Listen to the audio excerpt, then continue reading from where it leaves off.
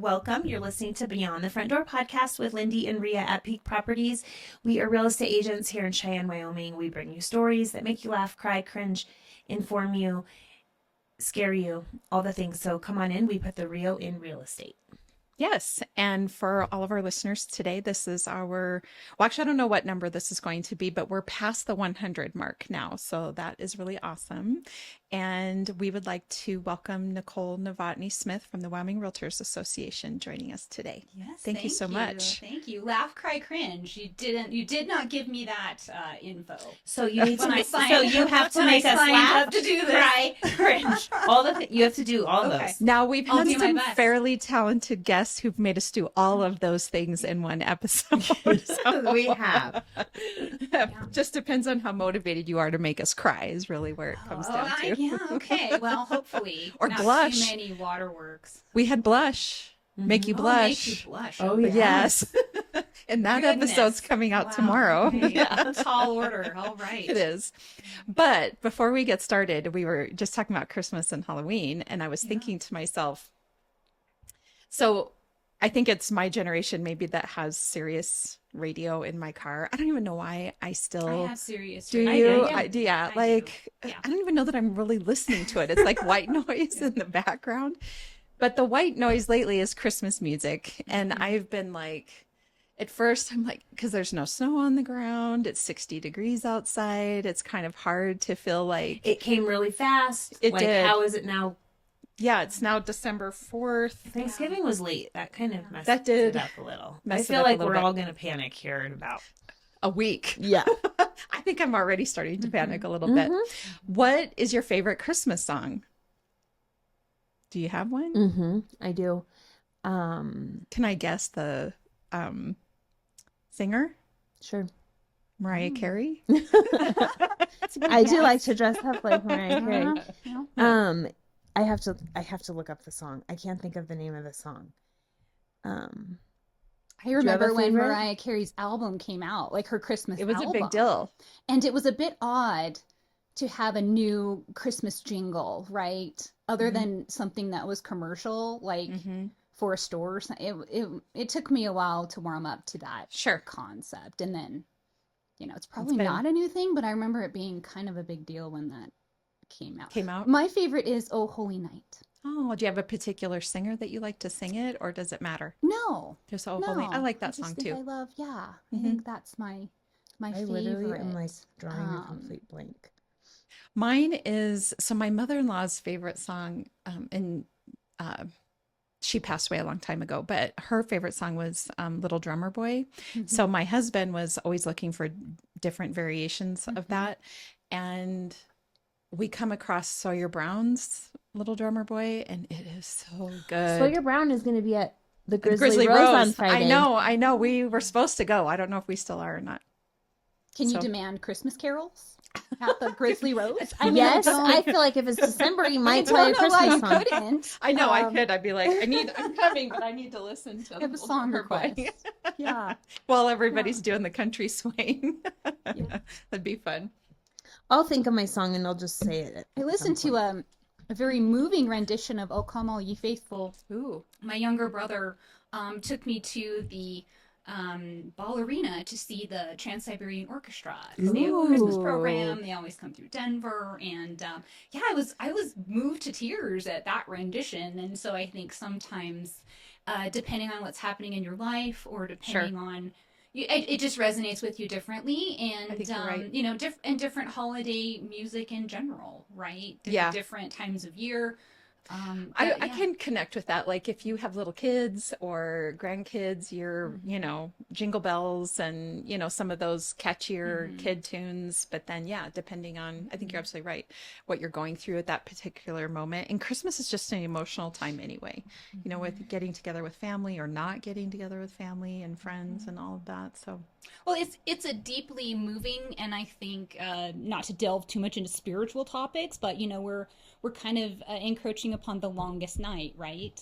And so we have the winter solstice, which is a time when we're more in the dark. And I don't know about you, but about 4:30, I think I've looked at my husband a few times and said, "Is it like 8? Yeah, What time is it?" it? And so, you know, we sort of have to give in and understand that things are going to be dark for a while. And I think that probably biologically triggers things and just makes us think about things in a different way. And I think about that a lot when it comes to be this time of year. I think you're right. Yeah. I think that makes complete sense. I will tell you that my family probably is, they see that I'm in bed a little earlier. I'm already in early to bed, but She's like, and it's bedtime. It's 7 o'clock, Rhea. Yeah. No, So my She's dog. like, I'm good with it. yeah. yeah, well, one of my favorite things to do is snack. So Oh, and the dark makes that harder. Yeah, Yes. because I'm thinking it's 4 o'clock. Are we having dinner yet? Yes. No, it's not time for dinner yet. but pre-dinner snacking Yes. is, I think, totally allowed. So My dog Lola, she's a little Shih Tzu, like black, gray, kind of a little overweight at 14 pounds. But anyway, lately, so about 7 o'clock, she sits in the doorway of my bedroom. And if I'm in the living room or the kitchen, I'll look down the hallway and I'll see her little head like peeking around my door frame, looking at me like, "Hello, what are we doing? Right. Is it time for bed or It's not?" bedtime. And I'm like, "It's 7 o'clock, little girl. What are we doing?" And she's like, "That hasn't stopped us before." So Yeah. she's standing there waiting. right. But Mhm. anyway, well, we're really glad to have you on today. Yeah, it's been a long time It coming. has. Yeah, It has. Thank you. So I you. guess if you could start off and just tell us a little bit about yourself, like how long you've been in Cheyenne, where you came from, your Sure. family, your journey to getting to this point. Journey, goodness, yes. Well, I am a third generation Wyomingite, and I say that very proudly. Yes. On my father's side, you know, his great grandparents were immigrants from Eastern Europe. So moved to, of all places, Point of Rocks, Wyoming, and worked in the mining industry. And so I was born in Rock Springs, Wyoming. And my mother also roots here. She's originally from Douglas. So have been in Wyoming my entire life, including my college education. Spent 6 glorious years in Laramie. So loved every minute of that. And yeah, I moved to Cheyenne with my mother. My parents were divorced, and so moved with her because I had older siblings here. My mother's first grandchild born, so we're going to move to Cheyenne Yeah. and be close to family. And so I went to St. Mary's for 1 year, and my mother was my teacher. My mother, an educator her entire life. Yep, she was my teacher, and that was painful. And I love you, Mom, but that was painful. I love the honesty of it. With probably several of us. I'm going to make my kids listen to that because my daughter, she literally asked why I can't be her teacher. And I'm like, you do not want that. No, Yeah. no. I think you think that would be fun. And No. parochial school at that, right? So, yeah, a very shaping experience. Sure. And then I attended Cary Junior High, East High, and then the university. And I had one of a really great and very fortunate experience where I sort of left Laramie and I finished graduate school on a Friday. And then I moved to Cheyenne. I was 24 and I bought my first home. Wow. Because I had landed a job working for the Wyoming legislature. And I literally finished school, packed up, and started work the next Monday. So Wow. it was, you know, you think about that experience. I think about that experience and how fortunate that is because I don't think that's Always the how case. things are.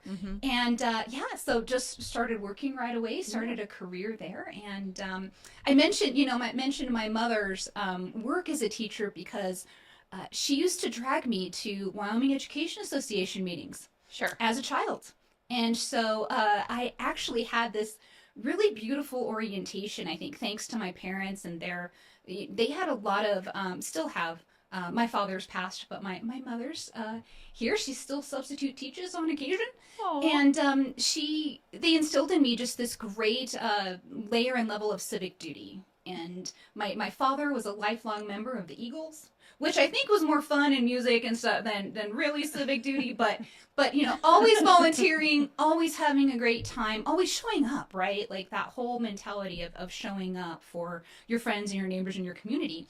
And likewise, the same with my mother being involved in the American Legion, in the Wyoming Education Association. A little more political yeah, environment there. Yeah, Yep. absolutely. Community and political. But so yeah, instilled at a very young age, like it's very important to have, you know, these collective functions, associations and organizations where we gather and talk and you know, really fight for what we believe in. We So- joke all the time that if you have an interest in something, just do a little research. There's a state association attached to Oh, that yeah. interest. There in some is. fashion or another. Yes, Yes. or some kind of Of- club yes, or or- yep. organization, Yep. which is which is fascinating. So also a little funny, kind of a fun fact. So I had this experience, moved back from graduate school and reconnected with friends, people from college, people from high school, you know, just, you know, you start to reconnect. Yeah. I actually married my husband, Mark. He and I went to junior high, high school, and college together. So I Wow. married someone that I've known since we were very young. And when he helped me put my books away, despite my protest, at the library in at Cary Junior High. So we did not date during that time. You just knew But each dated, other? dated later in life, which was just really kind of a funny thing because I think when we're together, people are like, "Gosh, you guys go way back." Well, we do. Back further than you back think. further than you think. Yeah. Yeah, kind of growing up together, and I think that that's a really interesting experience when you share that Wyoming experience, which is unique. I tell people, you know, I bemoan the fact that I haven't won the Mega Millions lottery. Many of us, Yeah, are a few of us are bummed that. about that, but or YO Lotto. Yeah. But I tell people often, you know, I won the lottery being born and raised in Wyoming. Mm-hmm. You know, one out of 500,000 people, and I guess the time I was born, probably not that many. Mm-hmm. Yeah. So in some ways, we've won the lottery. So it Yeah. makes for a unique experience in terms of families and spouses and just being here and sort of understanding what it is to be a part of this community in this state. Yeah, I would agree. I Yes. think Wyoming, I think the smaller population just makes it really nice for us to, just like what you're saying, connect with people. We're only all one step removed. We could probably talk to anybody on the street and find a connection somewhere. And, you know, it's just, and that's how we need each other to grow. So it just makes it nice here in Wyoming. So Yeah. anyway, so tell us, so you start with Wyoming legislature. That must have been pretty interesting. Were you like, what's the name I was of the Research analyst. Okay, Yeah. okay. So started doing legislative public policy research. And Wyoming's a bit unique in that with our citizen-based legislature, we have a dedicated staff through the Legislative Services Office that just pretty much serves everyone equally, same thing, staffs committees. So I think legislators are certainly able to have their own staff, but realistically, you know, it's not feasible to afford your own Yeah. staff that does this. So yeah, they have an office that does that. And that was my beginning. That's I evolved into public policy analysis, working with higher education for a number of years, worked in workforce development. That's where I first met Lindy, actually, because I worked in a really awesome program assisting childcare providers with professional development, education, training. Sure. So I did that and then landed at the Real Estate Commission and had a lovely stint there, still one of the best jobs next to this one that I've had for about 8 years. Was the executive director of the Wyoming Real Estate Commission and was the signator, I guess, on the licenses, license issuance, and all of that for the entire state. Wow. Yeah, appraisers and real estate licensees. Sure, sure. So what is the difference between the Wyoming Real Estate Commission and the Wyoming Realtors Association? It's a great question because we get confused a lot. So yeah. similar missions, but very different functions and sort of different lanes, right? The Wyoming Real Estate Commission is the licensing authority given the statutory authority to license and regulate the profession that is real estate. So, and then in terms of appraisers, that's federally regulated. So the Real Estate Commission and its appraiser board are the recognized authority federally to conduct that Okay. and issue permits for appraisers and appraisal management companies. So, so the goal or the idea, I think, is that on the regulatory side, you go there to become licensed, meet minimum requirements, take your examinations, anything that legally needs to be established for practice. and I was in charge of the legal enforcement of that. I was effectively doing civil law enforcement to a certain degree, Sure. which is very interesting. Yeah. And so the association is a little bit different because the association is actually unified trade, I guess people in the trade primarily. We function now based on licensure, but I'm not sure that it was always that way. If you think about where our association was like pre a lot of the regulatory things that exist today, requiring your license and maintenance of it and all of that. Mm-hmm. So when you kind of dial it back, the Wyoming Realtors existed really as a collective of individuals that wanted to come together and recognize professionalism and gain, I think, a level of education, expectations, like we're coming together to practice real estate and we're going to do it in this fashion. It almost sounds like one is legal standards and one is professional standards. Yes. Okay. But both have different orientations in terms of what I would call governance, right? Sure.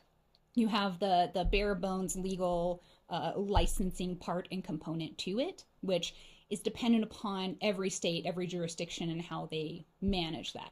And then you have the state association and local boards, which have their own, codes. You have to have different rules in some cases, depending upon how you're oriented, whether you have a local board with an MLS, for example. Then you have the state level, which we oversee a few different things. But yes, all of it amounts to what are you doing in this profession and how do you access tools, training, tips, each other in order to provide a quality service and effectively protect property and protect the people. Right? Yep. That's where it kind of boils down to the same charge in many respects. Something interesting I wanted to point out, I was reflecting on this book that I read, and it's an older book because I read it in grad school. That's how I know it's older. It's called The Cost of Talent by Derek Bach.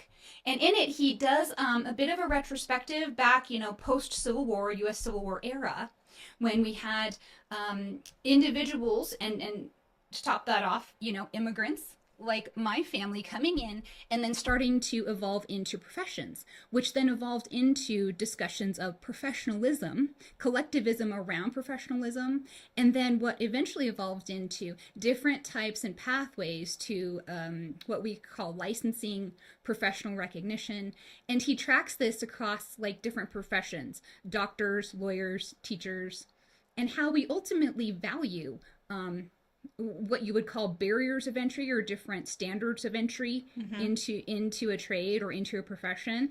And that's part of kind of the American value system, is how we look at professions, we look at how you're endorsed, certified, what kind of training, what kind of schooling you go through, what type of licensing or regulatory components are there. And that sort of sets up a tone for how we value that profession.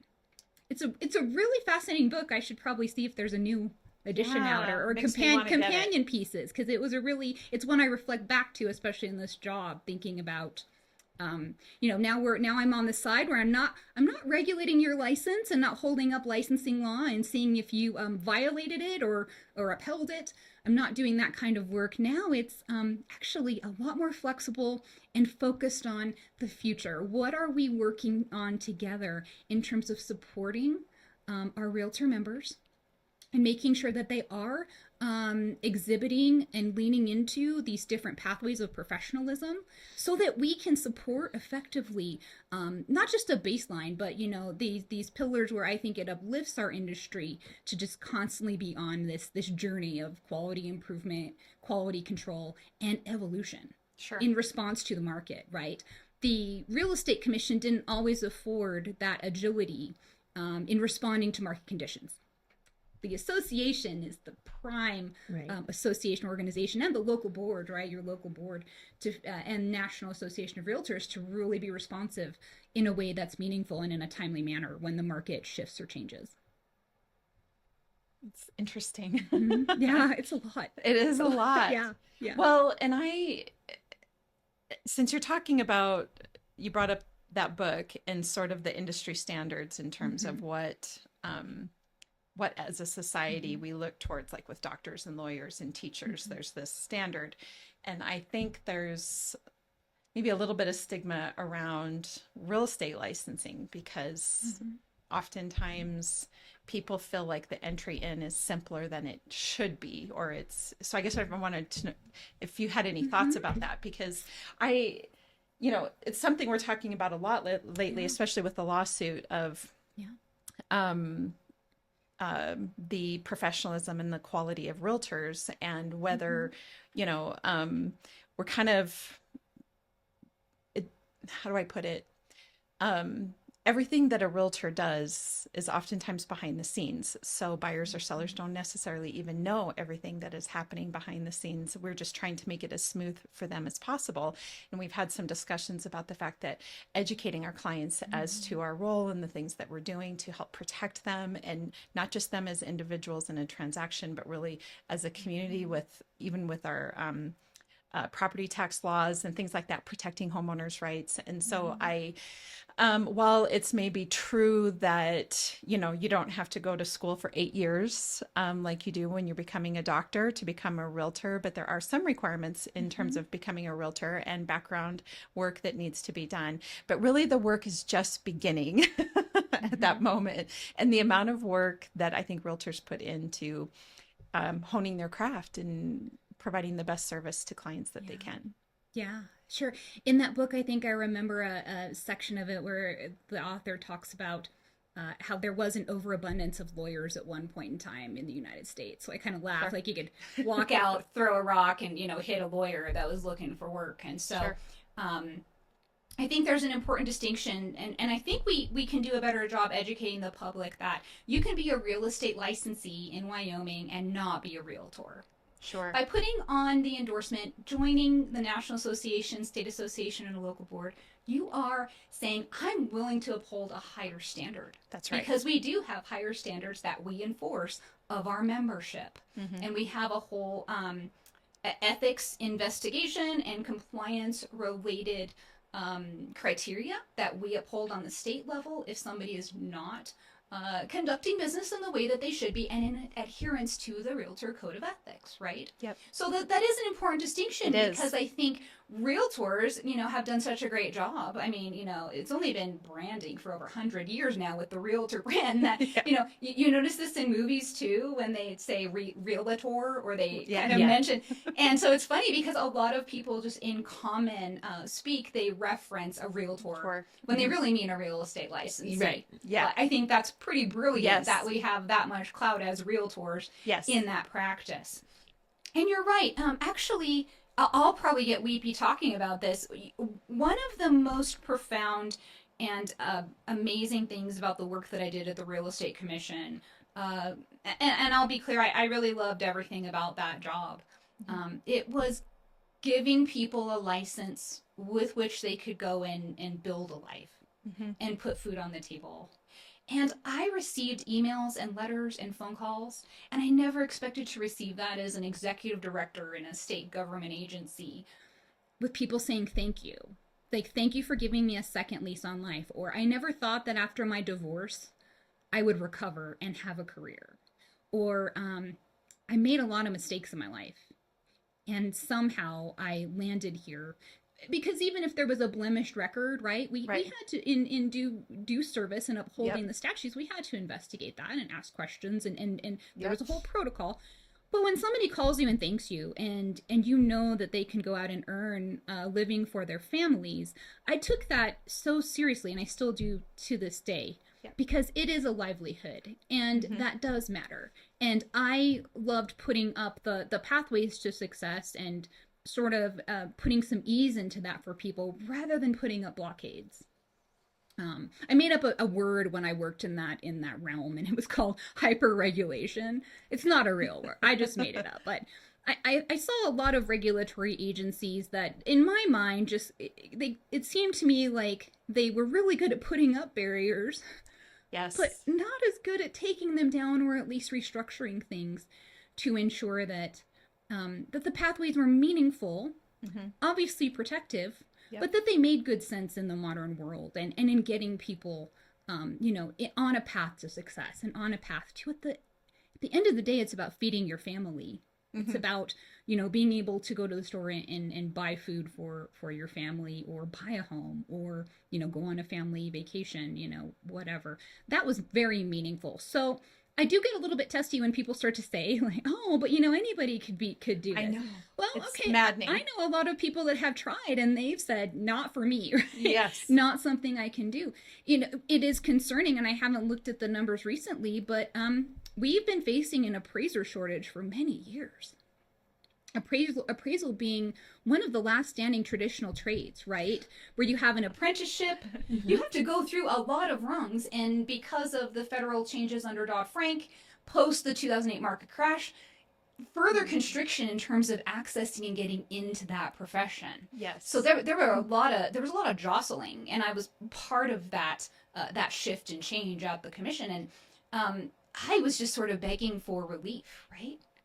This is the time to be inviting people in, making sure you have the quality indicators, whatever barriers you want to put up, but let's make it reasonable and let's get people to work, right? Yes. That's Yes. what's really the magic, because I think naturally people will decide or hang up their hat if this isn't the right industry for them. Yes, right? I agree. That's usually what happens. And I know a lot of individuals that have gone the law route or the medical route or in this huge commitment of a profession, only to end up saying, I don't want to do this. I don't want to do this anymore. I want to shift and do Yeah. something different. So actually, one of the most passionate and I guess inspiring things about that work and my current position now is knowing that I'm supporting someone's livlivelihood. Yeah, I love that. Yeah. Were you going to say something? Lindsay? Yeah, you're talking No, about I appraisers. no, I'm gonna keep my comment. I was like, It's never mind. right. You think about industries, and I always just wonder, how do we obviously protect private property rights, obviously protect the integrity, which I'm still a little bit, I think I'm gloating a little bit. definitely glowing, but probably gloating at this point about, the fallout of the NAR lawsuit settlement, which we're just sifting through now. I mean, and things are going to be okay. But Wyoming was ahead of this curve 30 years ago. Right. 30 years ago, Yep. with the thoughtfulness. For once, we were ahead. The thoughtfulness, the structure of agency, the way that licensing law is written to accommodate and really bring together a craftful, I guess I could say, thoughtful, meaningful negotiation Yep. over property, which is so relevant to our area, so relevant to our state. I mean, it's really difficult to hold up transactions in real estate across state lines, coast to coast, different times of year, even snow removal. Right. When I was part of the Cheyenne Planning Commission, snow removal. Where are we going to put the snow? Those things in terms of urban planning and development in our communities, those things really matter. So I don't know if you want to come up and practice real estate in Wyoming from, a warm state, but you probably aren't thinking about it. So when we think about license transferability, and we think about, there's a lot of layers to real estate from, your community up in terms of what this workforce looks like and how we can be agile and responsive, given the market.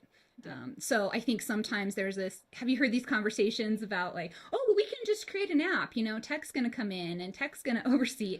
I don't know anyone that would want to buy a $700,000 property and do it through. They don't fully want to do it on a car. Right. I mean, think of Carvana. Yeah, Carvana. It sounds real cool, but then when it comes down to it, if most people, if you ask, they're like, oh no, I'm going to go drive the car first. I don't want to just deliver it. I mean, maybe if you're just getting the exact same car that you've always had.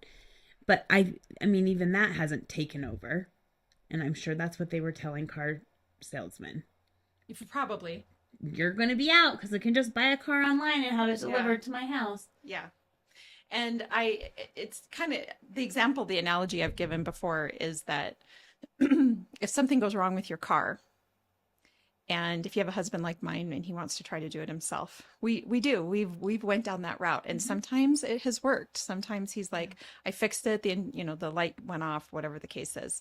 9 times out of 10 though, we're taking it to a shop to get fixed because we can mess around with doing it ourselves for a little while. Often, I'll tell you, probably more times than not, that costed us more money in the long run than it did to just take it to the shop and have an expert, a mechanic that's, let's say, that has looked at, if I own a Jeep, that has worked on 10 of those Jeeps before. He knows exactly what that is, can get in, fix it, and get it done. That to me is what's similar to a realtor. You could potentially do it yourself, but that doesn't mean that it's always going to be the best thing for you. And I think most people like to rely on an expert to handle some of those things for them.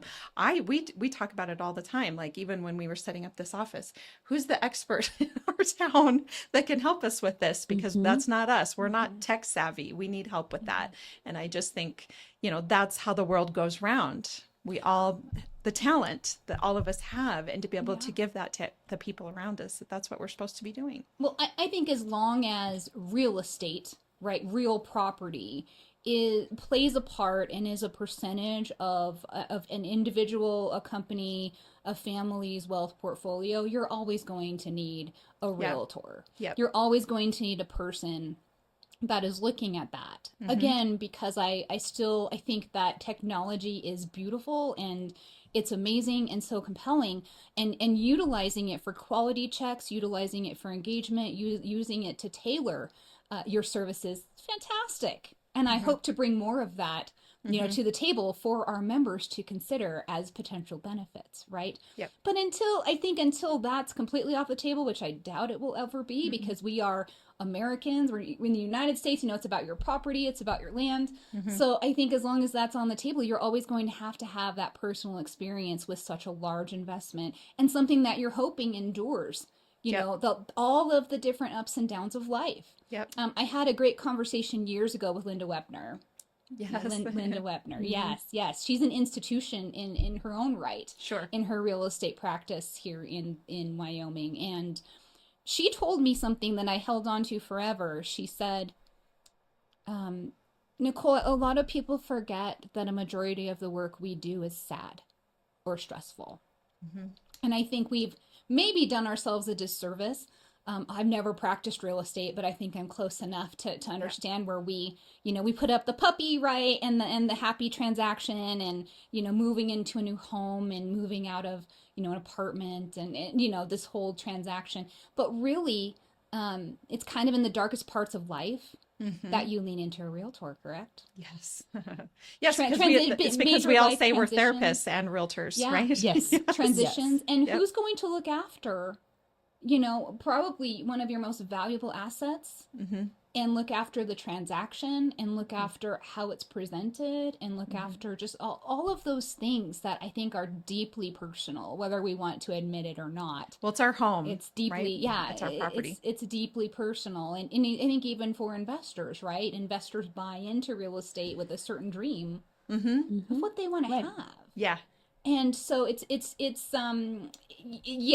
just can't really imagine, having the same sympathies and understanding in a bot, Right. or in, that could manage those really difficult transitions, which inevitably, happen in life. Yep. Yeah. Nope, I completely agree. Is there anything else going on with the Wyoming Real Estate Association, Wyoming Realtors Association, that we haven't covered today that you'd like to share? Gosh, I've been in this position now about a year and a half. Okay. And it's been a whirlwind of just, a lot of things to tackle and understand. And it feels like I blinked and it all just passed by very quickly. Well, you're probably drinking from the fire hose for just a little while. Yes. Just yeah. kind of getting Taking up it all to in. speed and understanding where we are. So I have, I guess, as the CEO, right, I report to our board of directors. So we have 19 amazing volunteers, and I want to make this clear because there's been some things in the media, right? At the state level, it's all volunteer. There are no stipends. There's no salary. It is volunteers stepping up to serve in an office, serve on the board of directors, serve on a committee, and do that just in giving of their time, right? And I think that happened. That's mostly the model on the local level, although I would never speak for a local board because I'm the state level. Yeah. So I want to make that very clear. This is a very people-oriented association in that it's not like, you pay a membership due and then dues and you get a magazine. And no, this is 100% our members and volunteers managing this. So when I came in as CEO, I shared some vision. I think it's really important for our association, and our board of directors agree. And by the way, I want to just mention that I have the most amazing team. I have 2 full-time staffers and 1 part-time staffer. Brooke Roberts, who is our CFO. Kylie Kassman, who is the Chief Membership Officer. She's CMO. And then BJ Gibbon, she's part-time. Now, BJ and I go way back. She was actually my employee at the Real Estate Commission. Oh, and BJ's our paralegal. She jumped in to help us with an update I'll tell you about really quickly. We're updating our forms catalog.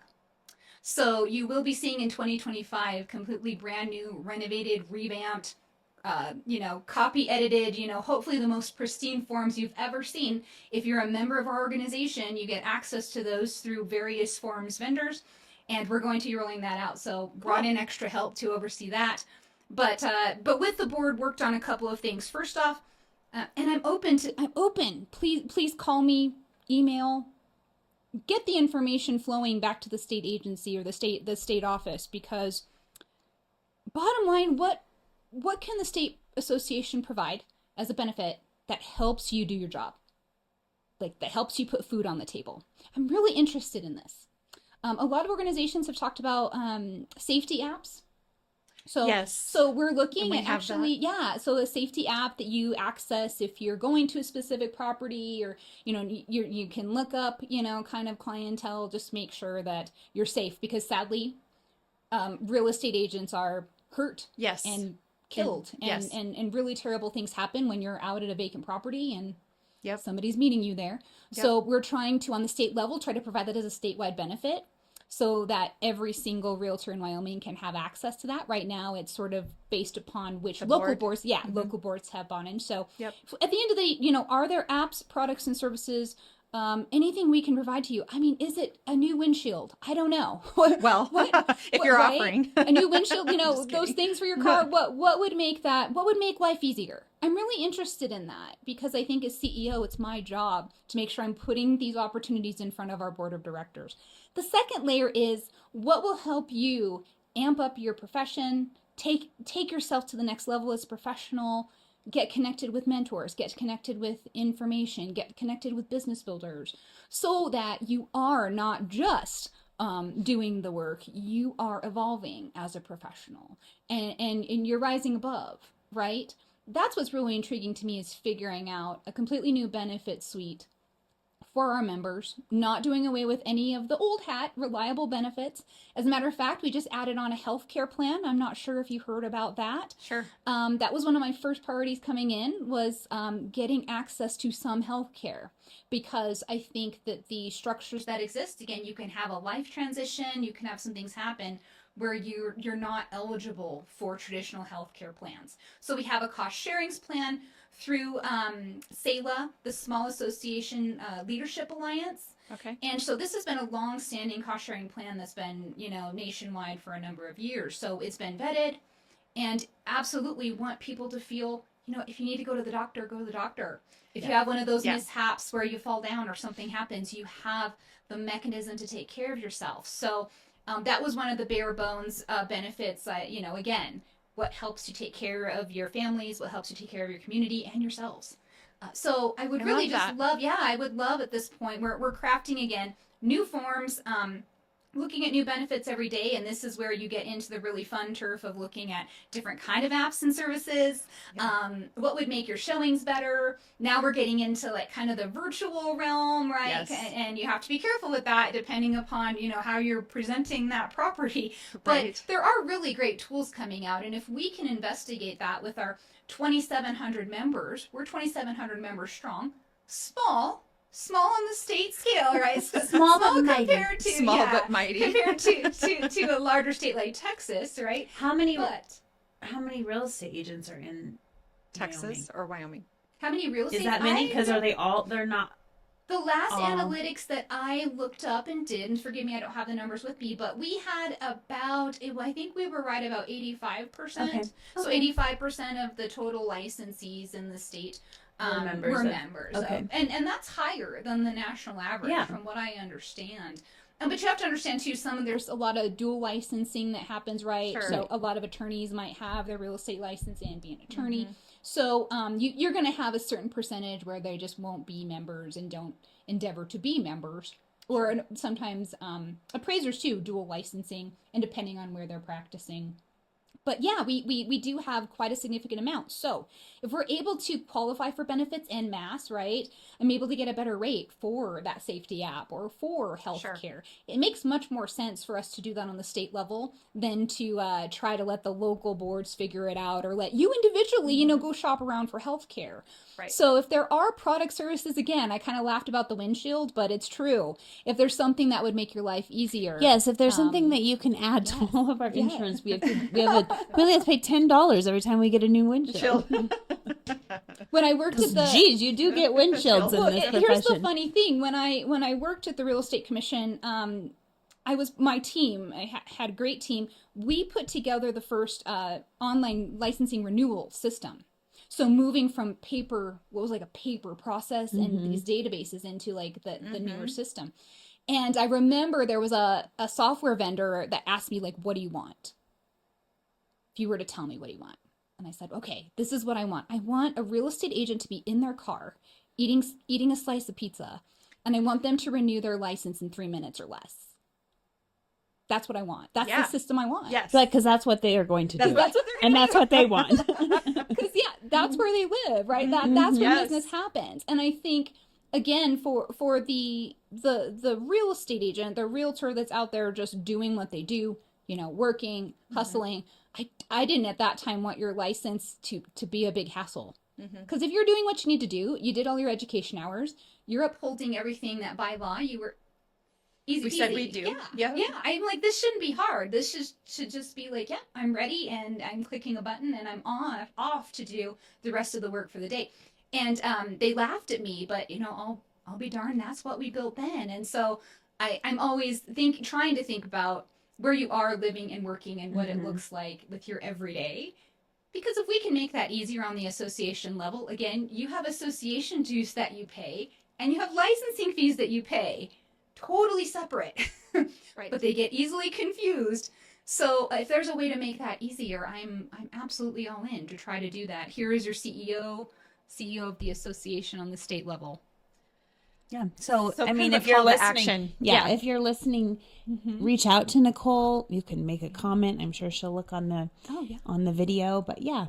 Yeah, That share sounds your really good. Well, that's share what your inspires feedback me, from the and field. that's what inspired me to take this job. When I heard about the position and considered it, my husband was actually the person that said, "You loved everything about working in that industry." There was one thing I didn't like, and it was when one of our real estate licensees passed away.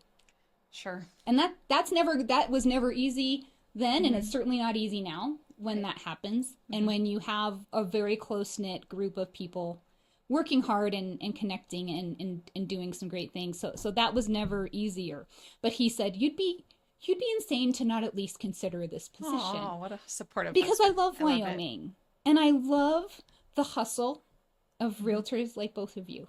I love it. And, I've never encountered as much generosity as I have working with realtors.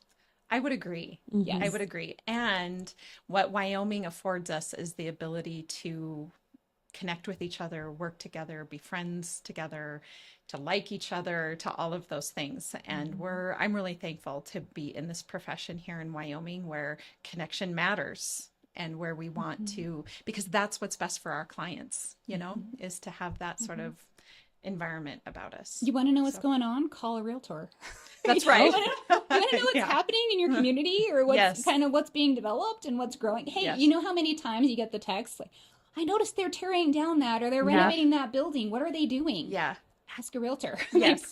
they probably know or can find out kind of what's going on. And so, that's my inspiration in taking on this role, is to do some very thoughtful, planned out revamping to a certain extent of really poising our organization and together, every realtor in a position where like you're just ready to be agile and take on what comes next. Right? Because we can sort of guess at what the future will hold. I don't think that any of us were prepared for the economic, conditions now, although we kind of know, we get the little hints that things are happening. We understand the life post NAR lawsuit settlement and how we're just making those adjustments. But really, I think it's really about just being agile and being ready to take on that challenge and to lean into a state association and a local association where you know that what they're sharing with you is valid, it's helpful, and it's applicable. Yep. I love Yeah. that. I'm assuming, or I would hope anyway, that all the realtors here in Wyoming would know where to find you, but your website is WyomingRealtors.org. okay. Yep. Thank you. Yep. And then phone number, good phone number to reach you. 307-237-4085. Wonderful. Yes. So yes, any realtors out there that have questions, they should get a hold of Nicole here. And yeah, that all sounds really great. So wrapping up really quickly, what is your favorite thing about Cheyenne? What is my favorite thing about Cheyenne? Oh, goodness. Well, I think some of it is geography and proximity, right? So I have, most of my family members here, most of my husband's family here. So I think, being able to have this great connectedness and network of family is really important to me. So. Yeah. So I do love that about being in Cheyenne. As a matter of fact, my husband and I, in hosting Thanksgiving, I think we have like 4 families that come together for Thanksgiving. love that. So it's very nicely blended. So I love that, and I really do love the pace of Cheyenne. For a while, I served in a number of civic roles at the Board of Adjustment and the Planning Commission, and it was just very interesting to me to think about development and kind of the evolution of our community, but doing it on this really reasonable pace and in this really reasonable way. And I think sometimes that gets a bad rap because in Cheyenne or other communities in Wyoming, people think, oh, you're just anti-growth, right? How many times we hear that? Or you're anti... I've not really had that experience. It's more, we really want to be thoughtful about this. We really want to know, like... We heard that from the director of YDOT. Last night. If we did. make this change, who's impacted and how are they impacted long term? Yep. And so I appreciate that thoughtfulness. And again, it's a different pace, but I think that there's some magic in that. I always laughed because in my career in government and even now, I kind of see Wyoming's so great at hanging back. We kind of hang back And watch. and observe and Yes. see, like, okay, what's really happening with this? Yeah. And this came We're about. not gonna jump. Well, this Yeah. came about when teams started, right? So real estate teams. There was a lot of chatter about, oh my gosh, we got to regulate this. We got to know. And a lot of us from like probably the Mountain West states were like, well, what's really the issue? Yeah. And how could this be dangerous, or how could this be a corrupting Negative thing? or- Yeah. So I kind of love the hang back approach because we don't just jump in. There's a really great I guess air of laid back, contemplative problem solving that Yes. I seem to encounter a lot in Wyoming, but in Cheyenne as well. So. I think it's important. I just think it's super important. And I love that that's our value set here in Wyoming. So I like that. Anyway. Okay, real estate question. If you could buy real estate anywhere in the world, money's no object, where would it be and why? And what kind of real Anywhere estate? in the world. What kind? I've always wanted sort of just like the traditional mountain cabin. Yeah. Probably a little more upscale. Like I love running water and internet and a bathroom. Yes. But yeah, I've always, and my husband and I both agree that might be, something we work toward in the future, is having a mountain cabin and some land and the ability to sort of escape there. Right. Yep. We don't really have a lot of escape places, and I'm not, if I were to go to like an all-inclusive resort and just lay by the beach, I think I would be bored in about A day? yeah Yeah. Me too. I just would need to be doing something, and Yep. so I like I've always liked the idea of like little cabin escape, but I don't know.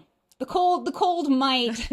Maybe if they're a cabin where it's not as cold, Right. you don't have to have a snowcat to get in, or there probably are properties. But I'm still so I have a deep connection to the Mountain West, so I think just still being in the Mountain West is where I'd want to be. Yeah. I think just about everybody, most people, I think that we have asked that question of have said the same thing. We live in Wyoming for a reason. We wish we would have kept track. Yeah. I mean, because we will have to go back and make a tally of what everyone has said. Yeah, but it falls into But it'd one be of the few interesting to categories. see what if people like Like what they- international. There's people who say Wyoming or this area. Cabin, beach, international. Yeah. Lake. What are yours? Mine would be lakefront. I'd want a Oh, like a lakefront lakefront property. lake house. Okay. And I'm going to buy something in Costa Rica. Costa Rica. Yeah. Yeah. Yeah. I have a cabin Oh yeah. in Guernsey, Hartville, and it's great. And yeah, I do think if you're going to buy a second place, it's not a bad idea to have it kind of close. Yeah. So you can use drive it a lot. to, and you can Yeah. use it, Right. and you want to do work Yeah. on it, or you want to do something. It's not a big deal. Yeah. Because I think it would be hard to own something far away. So I don't know if I agree. ever will, but I think it'd be cool. My Yeah. grandma's from Costa Rica, so Oh yeah. yeah. Fantastic. And question that I have of both of you: what is your take on the current state of housing, and not just in Cheyenne but in Wyoming when it comes to affordability? What should we as realtors be doing to really cultivate? I think an environment that where we make affordable housing still the priority, right? Before our lawmakers, before those doing development. I'm just curious what you think about affordability, because you I don't know, are you seeing people that like kind of have this dream and then it's crushed and they I can't? think one of the things we talked with Eric Pryor about this a little bit, remember? There used to be a program that made it a little easier for people to purchase like a fixer upper and then have the funds to fix it up and then wrap it together in a final loan, essentially. This is just my opinion, and Lindy maybe has a different opinion, but I think the more flippers we have out there flipping those older homes and doing it affordably and providing a nice home for an affordable price for buyers is going to be helpful, and encouraging them to do that. But also for those that just want to buy a fixer-upper themselves and then have the funds to get the home up to speed.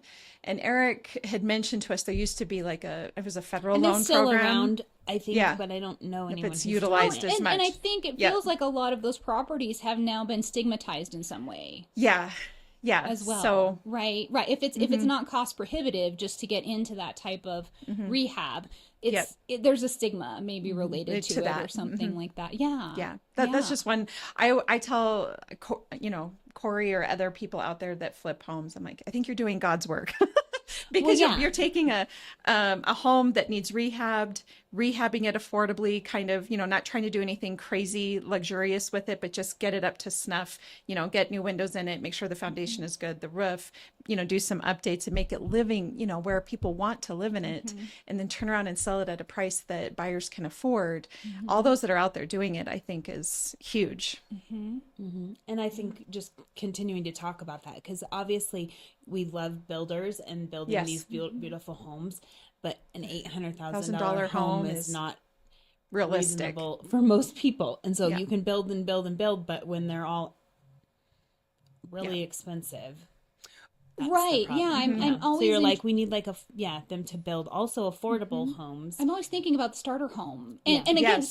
so again, I had that beautiful experience. And by the way, I mean, I lived in a trailer park for a significant part of my youth, right? so did I. Because we have to remember, there was a certain era, especially in a lot of Wyoming communities, where that was what housing became, because you couldn't build it fast enough to support a workforce with boom and bust economies. Yep. So, I have no shame. I think that was one of the most beautiful parts of my youth, was actually living and growing up in that community.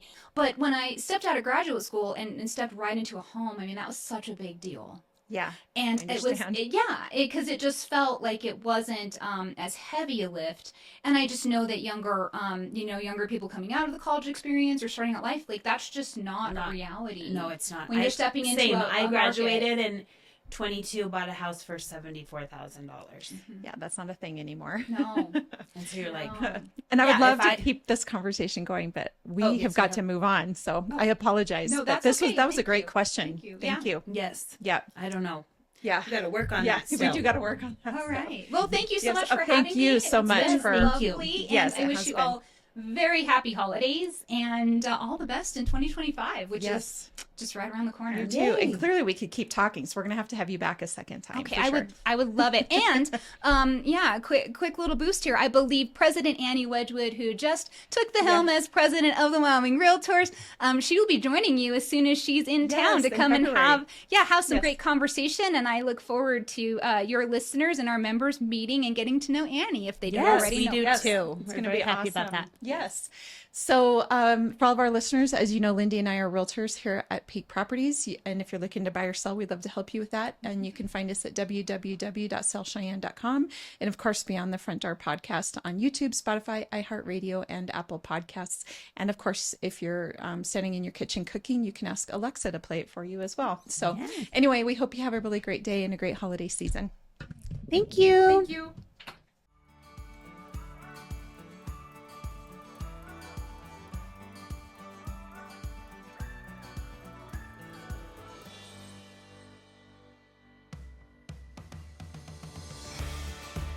Whether you plan to buy, sell, or invest in southeastern Wyoming, turn to Peak Properties. Family and veteran owned and operated, we work diligently for you. Unlike other larger companies, we take time to learn about you, understand your specific real estate needs, and remain easily accessible if you have any questions. Being a veteran and family-owned and operated company means a high level of commitment, trust, and loyalty. Our family culture sets us apart. We work as a team. We develop not just professional, but personal relationships with our clients. When you choose Peak Properties, you become part of our real estate family. Looking to relocate to Wyoming or just move across town? Peak will be there for you every step of the way. Recognized for excellence and dedication in the real estate profession, we're proud to be one of the most trusted and knowledgeable names in our industry. Let Peak help you find your dream home or investment property today. Our agents will make sure you're informed and listened to as they guide you to fulfilling your real estate goals. Reach out today. We have sold and purchased several homes through Peak Properties, and each time I've been impressed. They are great about guiding us in the right direction and always being in our corner. Peak Properties. Let our family show you the way home.